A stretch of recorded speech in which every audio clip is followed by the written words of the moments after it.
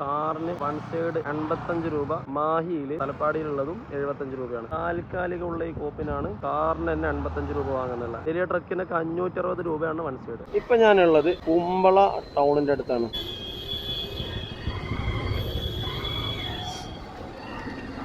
ഇവിടുന്ന് ടോൾ ഗേറ്റിലേക്ക് 1 കിലോമീറ്ററേ ഉള്ളൂ. ഇവിടെ പുതിയൊരു ടോൾ പ്രശ്നങ്ങളൊക്കെ എല്ലാവർക്കും അറിയായിരിക്കും, ആരിക്കാട് ടോൾ എന്ന് പറയുന്നത്. ഇന്ന് ജനുവരി 12 ആണ്. ഇന്ന് ഇവിടെ ടോൾ സ്റ്റാർട്ട് ചെയ്തെന്ന് പറഞ്ഞിട്ട് അവിടെ ടോൾ വിരോധമാണ്. അടിപൊളി കഴിഞ്ഞെന്ന് തോന്നുന്നു. എല്ലാവരും തിരിച്ചു പോകുന്നുണ്ട്.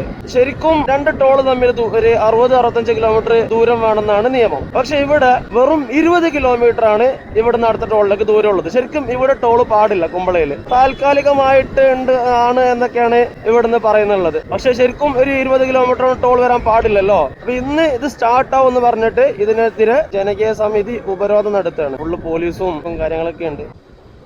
സീനാവും. ഞാൻ പോയാൽ തിരിച്ചു വരാൻ പറ്റുമോ? ടോള് തുടങ്ങിയ